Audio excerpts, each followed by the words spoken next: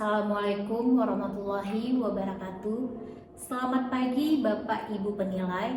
Senang sekali bisa bertemu di kesempatan sertifikasi dosen gelombang 1 tahun 2025 ini. Perkenalkan, nama saya Cutwika Mestika Sandi dengan NIDN 13 11 12 9102. Saya merupakan dosen tetap di Universitas Islam Kebangsaan Indonesia, sekaligus salah satu pengajar pada program studi informatika. Saat ini saya mengampu mata kuliah pengolahan citra dengan bobot 3 SKS. Pada video kali ini saya menjelaskan teknik pengajaran yang diterapkan dalam proses perkuliahan, yaitu menggunakan pendekatan Delivery Interaction Assessment. Sebelum saya menjelaskan lebih lanjut mengenai mata kuliah pengolahan citra yang saya ampu, berikut ini adalah deskripsi mata kuliah pengolahan citra yang membahas berbagai konsep dasar citra, dari pengantar mengenai citra digital hingga penerapannya dalam berbagai aplikasi. Adapun CPL Prodi, yang pertama, mampu mengambil keputusan secara tepat dalam konteks penyelesaian masalah di bidang keahliannya berdasarkan hasil analisis informasi dan data. 2. Mampu mempunyai pengetahuan dalam mengembangkan algoritma atau metode yang diimplementasikan dalam perangkat lunak berbasis komputer. Dan yang ketiga, mampu memanfaatkan komputasi cerdas dalam proses pemecahan masalah berdasarkan analisis dan informasi pada produk. Dan yang keempat, mampu menerapkan metode komputasi secara efektif dan efisien. Dan yang kelima, mampu menerapkan metode komputasi dalam membangun serta mengembangkan sistem informasi dan sistem cerdas. Dan keenam, yang terakhir, mampu memiliki pengetahuan yang memadai terkait dengan cara kerja sistem komputer dan mampu menerapkan berbagai algoritma atau metode untuk pemecahan masalah. Capaian pembelajaran mata kuliah, yang pertama itu mahasiswa dapat menjelaskan operasi dasar citra, persepsi citra. Yang kedua, mahasiswa dapat menganalisis transformasi dan histogram citra serta perbaikan kualitas citra. Dan yang ketiga, mahasiswa dapat menganalisis segmentasi citra. Yang keempat, mahasiswa dapat menganalisis operasi morfologi dan operasi citra digital dan operasi citra warna. Mahasiswa dapat menganalisis ekstraksi fitur bentuk, kontur, dan tekstur. Dan yang keenam, mahasiswa dapat menganalisis metode kompresi citra. Dan yang terakhir, mahasiswa dapat menganalisis model stanografi dan watermarking. Dan adapun pembelajaran yang akan dipelajari selama 16 pertemuan mencakup topik-topik berikut. Ada pengantar citra digital, ada pembentukan citra, ada operasi dasar pengolahan citra, ada persepsi citra, ada transformasi citra, ada histogram citra, ada perbaikan kualitas citra, ada segmentasi citra, ada operasi morfologi dan citra biner, dan ada operasi pada citra warna dan ekstraksi fitur bentuk yang kontur dan tekstur. Dan yang terakhir ada kompresi atau pemangkatan citra, steganografi dan watermarking. Baik, dalam perkuliahan saya memberikan beberapa referensi pada mahasiswa, baik dari buku berbahasa Indonesia dan maupun berbahasa Inggris. Saya juga mengarahkan mereka untuk membaca jurnal-jurnal ilmiah terbaru agar wawasan mereka tetap relevan dengan perkembangan terkini di bidang pengolahan citra. Ini ada beberapa referensi utama 1-13 ya. Untuk metode pembelajaran yang saya gunakan adalah pendekatan problem based learning dan project based learning.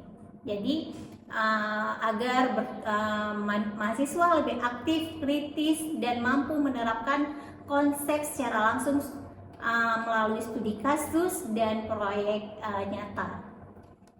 Jadi untuk aspek penilaian dalam perkuliahan ini terdiri dari 4 kriteria dengan bobot yang telah ditentukan. Yang pertama itu ada aspek kehadiran atau absensi mahasiswa dalam mengikuti perkuliahan yang saya berikan sebesar 10%, karena kehadiran mencerminkan partisipasi aktif mahasiswa dalam proses pembelajaran. Dan yang kedua ada aspek tugas dan respon yang mencakup pengerjaan kuis dan pretest maupun itu tugas individu serta keaktifan mahasiswa dalam berdiskusi dalam perkuliahan. Untuk aspek ini saya memberikan bobot sebesar 20%. Selanjutnya penilaian yang mencakup UTS dan UAS yang masing-masing memiliki bobot 30% dan 40%. Kedua ujian ini wajib diikuti oleh seluruh mahasiswa. Ini sebagai bentuk evaluasi pemahaman mereka terhadap materi yang telah diberikan sepanjang semester. Jadi baiklah, saya akan menampilkan sedikit cuplikan singkat mengenai mekanisme pembelajaran yang saya terapkan dengan menggunakan metode delivery, interaction, and assessment dalam proses perkuliahan. Selamat menyaksikan. Assalamualaikum warahmatullahi wabarakatuh. Waalaikumsalam warahmatullahi wabarakatuh. Selamat siang semuanya. Siang. Gimana kabarnya? Baik. Ya, semoga semuanya dalam keadaan sehat ya. Jadi hari ini kita ketemu lagi di mata kuliah pengolahan citra. Salah satu mata kuliah yang penting di program studi informatika ini ya. Jadi sebelum kita mulai pembelajaran hari ini, alangkah baiknya awalnya dengan berdoa dulu ya, sesuai dengan keyakinan masing-masing. Berdoa dimulai. Berdoa selesai. Oke ya, untuk presensi, silahkan kalian mengisi presensi ya. Ini absennya tolong diambil ya, langsung diisi sebagai bukti kehadiran hari ini. Oke ya. Sambil menunggu pengisian presensi, kita langsung mulai saja materi kita hari ini. Tapi sebelum masuk ke materi sebelumnya kita masih ingat apa yang kita bahas di pertemuan sebelumnya? Iya, Pengantar pengolahan citra. Iya, pengolahan citra, pengantar pengolahan citra. Jadi pada pertemuan minggu lalu ya, kita telah membahas pengantar pengolahan citra, yaitu definisi citra. Tahu citra itu apa? Apa? Gambar. Dan kita mulai dari definisi tentang citra. Secara sederhana dapat diartikan sebagai gambar. Jadi gambar itu sendiri merupakan representasi dari objek-objek yang ada di sekeliling kita yang secara nyata. Ya, tahu kan citra tadi berarti gambar, ya. Jadi kita tahu bahwa objek-objek yang ada di sekitar kita, yang ada di sekitar kita yang dalam bentuk nyata itu adanya di mana? Di 3 dimensi. Ya kan, 3 dimensi. Jadi ada sumbu X, ada sumbu Y, ada sumbu Z, ya kan? Itu kita jelasin. Jadi kemudian bagaimana objek yang 3 dimensi ini tadi ditangkap oleh perangkat digital. Contoh perangkat digital apa? Kamera, ya kan? Jadi udah ditangkap oleh perangkat digital, dia diubah kemudian direpresentasikan dalam data atau file yang berbentuk apa? 2 dimensi. Jadi dia kalau sudah ditangkap oleh perangkat digital, dia menjadi bentuknya 2 dimensi. Artinya di sini kita hanya memiliki sumbu X dan Y, jadi tanpa sumbu Z-nya, ya. Jadi kotak-kotak yang ada di sini, kotak-kotak itu kan ada kotak-kotak, berarti itu apa? Itu namanya apa? Ya, piksel. Ya, kotak-kotak itu piksel. Jadi misalkan, nah ini gambarannya ya. Jadi sebenarnya kalau kita lihat di layar laptop atau di layar HP, kita lihat di dalamnya itu ada titik-titik kecil. Itu namanya tadi apa? Piksel. Ya, piksel. Jadi titik-titik kecil inilah yang menyusun gambar sehingga kita melihatnya itu lebih jelas, lebih nyaman, ya kan? Jadi semakin padat piksel ini, maka semakin tajam gambar yang kita lihat, ya. Itu namanya piksel. Jadi kalau kita bicara digital, karena dia adalah 2 dimensi yang kita bahas tadi di awal, maka ia punya ukuran panjang dan lebar, ya. Seperti di gambar itu ya. Itu ada beberapa baris dan kolomnya lebih banyak. Jadi karena dia punya baris yang horizontal, kolom yang vertikal, maka contohnya ukurannya misalkan 8x5. Tahu 8x5 dari mana? Dari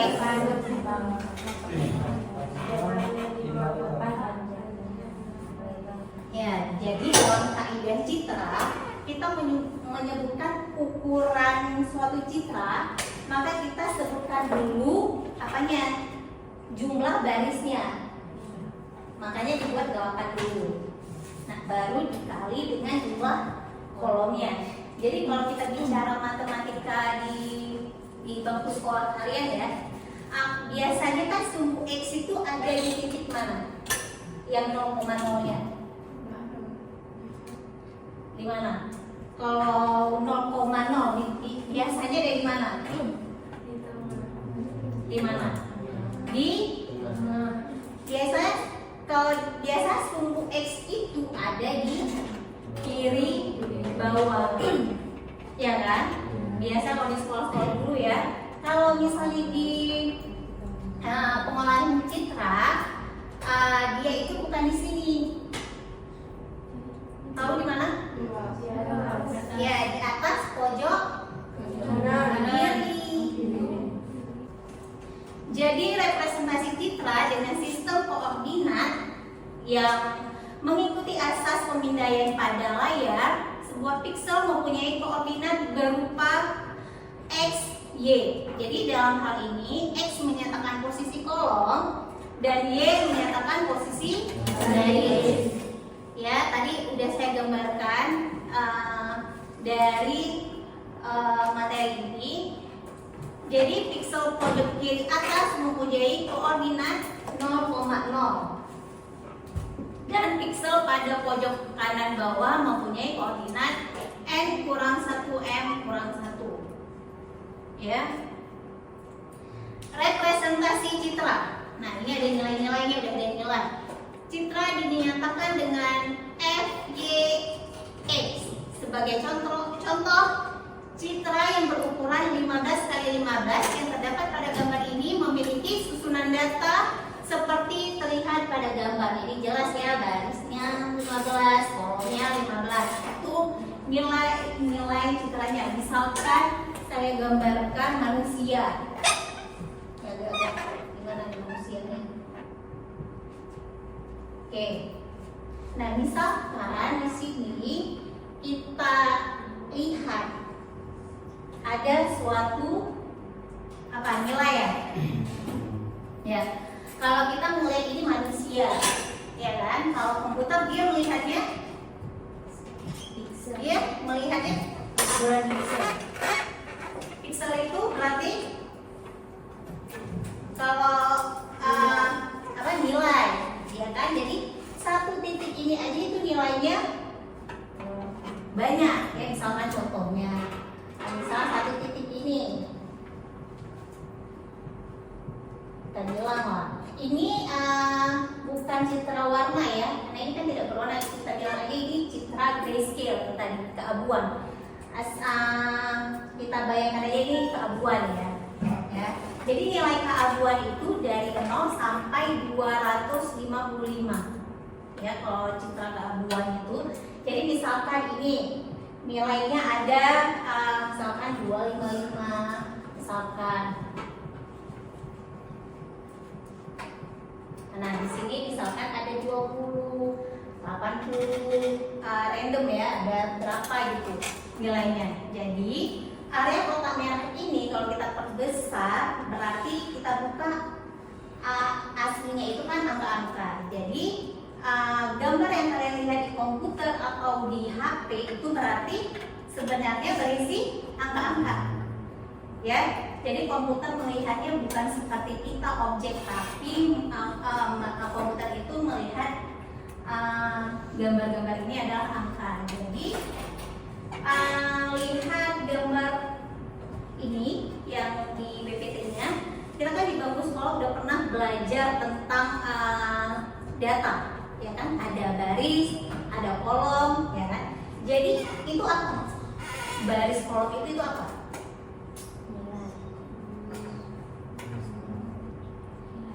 Ada baris, ada kolom, itu apa namanya ini? Ini apa namanya? Matriks. Matriks. Ya. Ya, jadi yang ada baris dan kolom itu adalah matriks. Jadi sebetulnya citra digital itu merupakan sebuah matriks. Dia punya baris dan kolom. Jadi setiap elemen matriks itu ada angka. Ya. Selanjutnya representasi citra pada gambar itu bisa kalian lihat di sampingnya.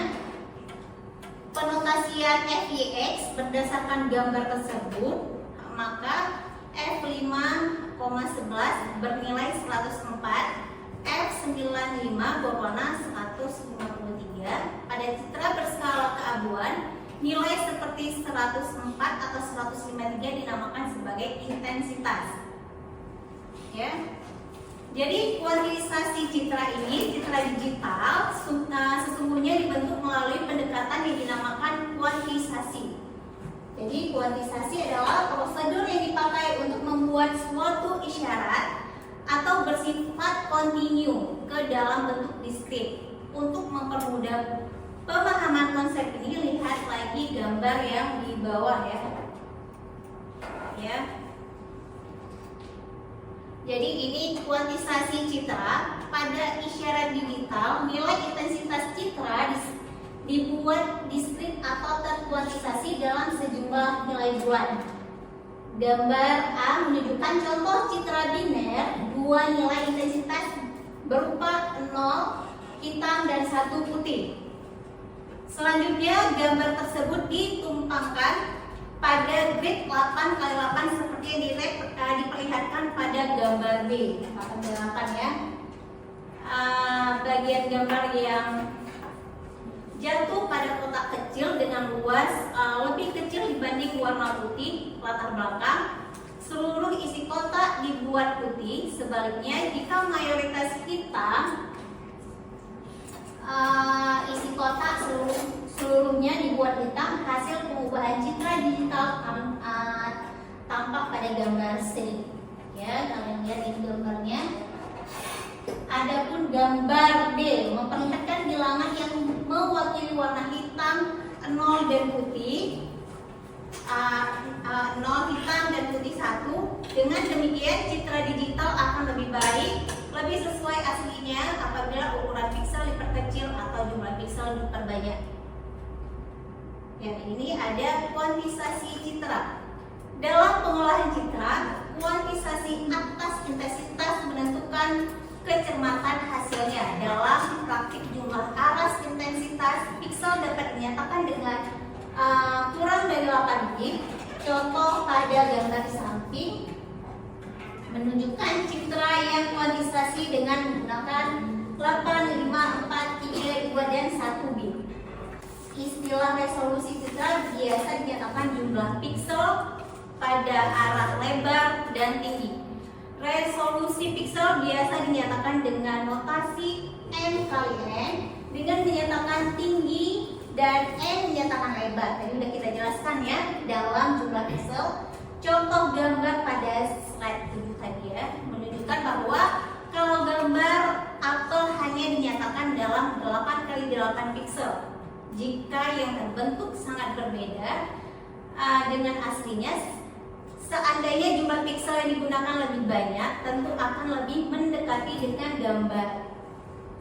gambar aslinya ya. Contoh tadi pada gambar slide ke-10 memperlihatkan efek resolusi piksel untuk menampilkan gambar yang sama. Oke ya. Ada lagi kualitas citra. Terlihat pada resolusi tertentu, citra menjadi kabur kalau dinyatakan dengan jumlah piksel yang makin sedikit. Resolusi spesial ditentukan oleh sejumlah piksel per satuan panjang. Istilah seperti dpi dinyatakan jumlah piksel per inci, bisa citra 300 dpi menyatakan bahwa citra akan dicetak dengan jumlah piksel sebanyak 300 sepanjang 1 inci.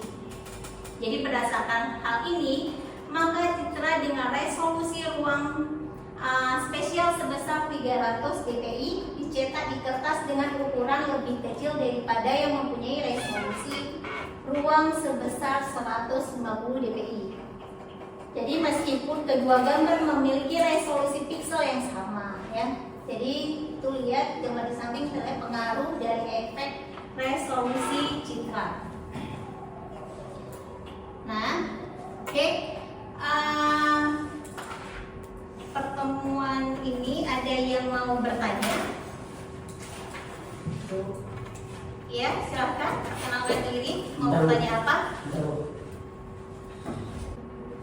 Baik, saya Muhammad Subakra. Saya ingin bertanya, mengapa dalam pengolahan citra digital, citra keabuan sering digunakan dibandingkan citra berwarna pada tahap awal proses analisis citra? Oke. Siapa tadi namanya? Muhammad Saputra. Muhammad Syaputra. Oke. Karena citra grayscale ini kan sering digunakan karena lebih sederhana secara komputasi ya. Dan cukup untuk banyak tugas pengolahan awal seperti deteksi tepi, segmentasi, dan thresholding. Biasanya itu citra grayscale hanya memiliki satu saluran aja, ya intensitas. Karena dibandingkan citra warna yang memiliki tipe RGB, kalau warna kan memiliki banyak warna, ya kan? Jadi sehingga proses kalau grayscale ini karena dia sedikit, ya, jadi proses menjadi lebih cepat dan efisien warnanya. Jadi dia lebih cepat lah untuk memproses dan lebih efisien juga. Ada yang mau bertanya lagi? Ya. Sebelumnya perkenalkan, nama saya Delciada. Ya, dia. Pertanyaannya, mengapa komputer itu menggunakan angka untuk menyimpan gambar? Jadi setiap bagian gambar itu, jadi karena komputer ini kan hanya bisa memahami menyimpan data dalam bentuk angka tadi ya kan. Jadi setiap bagian gambar diubah menjadi angka agar bisa disimpan, ditampilkan dan diolah oleh komputer. Ya kan, makanya angka, menggunakan angka. Jadi setiap piksel tadi memiliki satu titik kecil pada gambar. Jika disusun banyak piksel tadi berdampingan, jadi maka akan terlihat seperti gambar yang utuh. Ya kan? Jadi semakin banyak pikselnya tadi, semakin jelas gambarnya. Ya, itu ya. Jadi untuk hari ini pembelajaran kita untuk materi ini, untuk pertemuan minggu depan ya, kita akan membahas lagi 3 jenis format tadi. Tadi kan kita baru menyinggung tentang grayscale, ya kan? Nanti di minggu depan kita lanjutkan dengan 3 jenis format, yaitu ada warna citra apa? Ada 3 citra, ada citra warna, citra warna RGB atau red, green, blue, yaitu ada 16 juta warna. Sedangkan citra kedua itu citra grayscale yang keabuan, yaitu mempunyai nilai 0,255. Kalau satu lagi citra apa? Citra biner. Jadi biner itu dia mempunyai nilai berapa? 1 dan 2. Dia cuma ada 2 aja kan, berarti 0 dan 1. Ya, nanti minggu depan kita akan membahas tentang 3 format warna ini ya. Jadi jadi berarti saya materi hari ini saya akan simpulkan sebelum kita mengakhiri. Tapi sebelum saya menyimpulkan, ini ada tugas untuk kalian kerjakan. Ini tugas nanti saya bagikan untuk soal-soalnya. Ini bakalan kalian kumpulkan soal yang saya kirim ini sebentar lagi segera dikerjakan dan dikumpulkan di tanggal 10 ya. Ya, di tanggal 10 di email saya ya.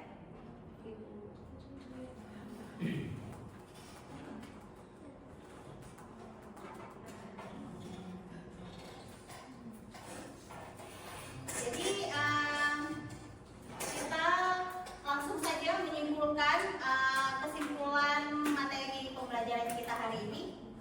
Jadi gimana? Ada yang mau menyimpulkan hasil pembelajaran? Biar saya aja ya. Jadi materi kita tadi mencakup ada topik-topik yang penting memahami tentang pengolahan citra digital, yaitu tadi apa? Citra digital apa? Itu sendiri dari pixel-pixel, ya kan? Pixel-pixel yang memiliki koordinat X dan Y, ya kan? Dan nilai intensitasnya tertentu yang mewakili tingkat keabuan atau warna, ya, X dan Y tadi. Kualitas dipengaruhi oleh banyaknya kualitas citra ini dipengaruhi oleh banyaknya apa tadi? Pixel, ya kan? Jadi dan jumlah tingkat intensitasnya, semakin tinggi resolusi dan bit maka semakin baik gambarnya, kualitas citranya, ya. Jadi citra digital ada 2 dimensi, ya kan? Berupa array dan dari pixel-pixel, ya, itu informasi intensitas atau warna. Jadi citra tidak hanya soal visualisasi ya, tetapi juga data numerik, sehingga diperlukan pemahaman representasi numerik untuk bisa mengolah dan menganalisis secara digital. Ya, jadi terima kasih untuk pertemuan kali ini. Semoga materi hari ini yang kita bahas dapat bermanfaat dan menambah wawasan kalian semua. Saya akhiri, wassalamualaikum warahmatullahi wabarakatuh. Waalaikumsalam.